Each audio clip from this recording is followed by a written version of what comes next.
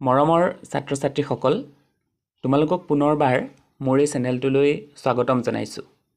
আজি মই তোমালোকৰ বাবে যুগুতাই আনিছোঁ তোমালোকৰ পৰীক্ষাত সহায়ক হোৱাকৈ আন এখন ৰচনা, অমৃত বৃক্ষ আন্দোলন। আহাচোন আমি ৰচনাখনিৰ মাজলৈ আগবাঢ়োঁ। আৰম্ভণি। অমৃত বৃক্ষ আন্দোলন হৈছে অসম চৰকাৰৰ পৰিৱেশ আৰু বন বিভাগে গ্ৰহণ কৰা এক অনন্য আৰু অভিনৱ উদ্যোগ, যাৰ জৰিয়তে ৰাজ্যখনত অভিলেখ সংখ্যক গছপুলি ৰোপণৰ ব্যৱস্থা হাতত লোৱা হৈছিল। 2023 বৰ্ষৰ 8 জুন তাৰিখে অসমৰ মাননীয় মুখ্যমন্ত্ৰী ডক্টৰ হিমন্ত বিশ্ব শৰ্মাদেৱে আনুষ্ঠানিকভাৱে এই গছপুলি ৰোপণৰ অভিযান আৰম্ভ কৰিছিল। উক্ত বৰ্ষৰ 17 ছেপ্টেম্বৰত অসমৰ সকলো স্তৰৰ জনগণে ঘৰৰ চৌহদ, কাৰ্যালয়ৰ বাকৰিত 1 কোটি মূল্যৱান বাণিজ্যিক গছপুলি ৰোপণ কৰি অভিযানটি কাৰ্যকৰী কৰি তুলিছিল।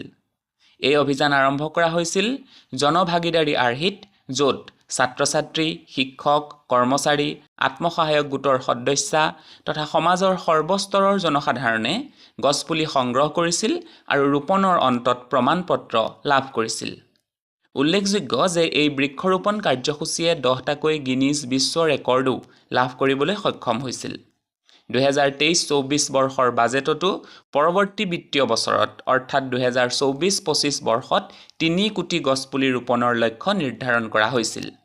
সেই অনুসৰি 2024 চনৰ 1 আগষ্টৰ পৰা 15 আগষ্টৰ ভিতৰত পুনৰ গছপুলি ৰোপণেৰে বাজেট নিৰ্ধাৰিত লক্ষ্য পূৰণৰ দিশত কাৰ্যব্যৱস্থা গ্ৰহণ কৰা হৈছিল। এই আন্দোলনৰ লগত সংগতি ৰাখি ভাৰতৰ মাননীয় প্ৰধানমন্ত্ৰী শ্ৰীযুত নৰেন্দ্ৰ মোদীয়ে 5 জুন 2024 তাৰিখে আৰম্ভ কৰা এজোপি গছ মাৰ নামৰ অভিযানো আৰম্ভ কৰা হৈছে। অমৃত বৃক্ষ আন্দোলনৰ উদ্দেশ্য। অমৃত বৃক্ষ আন্দোলনৰ মুখ্য উদ্দেশ্যসমূহ তলত দিয়া ধৰণৰ।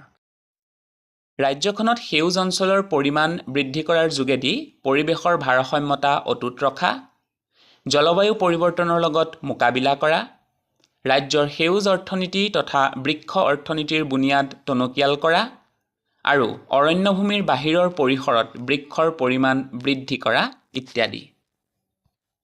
অমৃত বৃক্ষ আন্দোলনৰ ফলাফল। বৰ্তমান সময়ত মানৱসৃষ্ট বিভিন্ন কাৰণত অসমত বনভূমি সংকুচিত হৈ অহাৰ সময়তে চৰকাৰৰ উদ্যোগত গছপুলি ৰোপণৰ যি কাৰ্যসূচী হাতত লোৱা হৈছিল, সেয়া সঁচাকৈ এক সময় উপযোগী পদক্ষেপ। অমৃত বৃক্ষ আন্দোলনৰ ফলাফলসমূহ থোৰতে তলত দিয়া ধৰণে উল্লেখ কৰিব পাৰি। গছৰ প্ৰতি মৰম আৰু শ্ৰদ্ধাৰ ভাৱ জাগ্ৰত হোৱাত এই বৃক্ষ আন্দোলনে যথেষ্ট সহায় কৰিছে। অমৃত বৃক্ষ আন্দোলনৰ অধীনত গছপুলি ৰোপণ কৰা লোকসকলক আৰ্থিক সাহায্য প্ৰদান কৰা কথাটোৱে ৰোপণ কৰা গছপুলিসমূহৰ সঠিক প্ৰতিপালন আৰু সংৰক্ষণ নিশ্চিত কৰিছে। এই বৃক্ষ আন্দোলনৰ ফলত প্ৰাকৃতিক পৰিৱেশ সংৰক্ষণৰ ক্ষেত্ৰত ৰাইজৰ মাজত সজাগতা বৃদ্ধি পাইছে আৰু তেওঁলোকে উৎসাহেৰে বৃক্ষৰোপণ কাৰ্যত আত্মনিয়োগ কৰা দেখিবলৈ পোৱা গৈছে। ৰাজ্যত সেউজ অঞ্চলৰ সংখ্যা বৃদ্ধি পাইছে আৰু পৰিৱেশৰ প্ৰতি জনসাধাৰণৰ দায়বদ্ধতা বাঢ়িছে।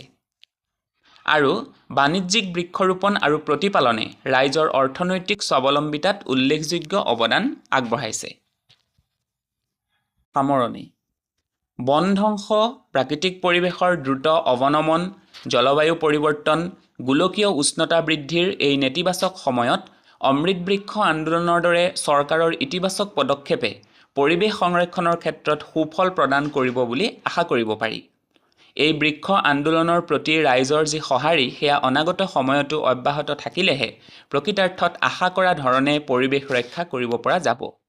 আমি সকলোৱে যদি ঘৰুৱা বা ৰাজহুৱা উপলক্ষত গছপুলি ৰোপণ আৰু ৰক্ষণাবেক্ষণৰ দৰে কাৰ্যসূচী হাতত লওঁ, সঁচা অৰ্থত বৃক্ষক ভাল পাবলৈ লওঁ, তেতিয়াহে এক সুস্থ আৰু সেউজ পৰিৱেশত বিশুদ্ধ বায়ু সেৱন কৰি শান্তি আৰু সুস্বাস্থ্যৰে জীৱন নিৰ্বাহ কৰিব পাৰিম।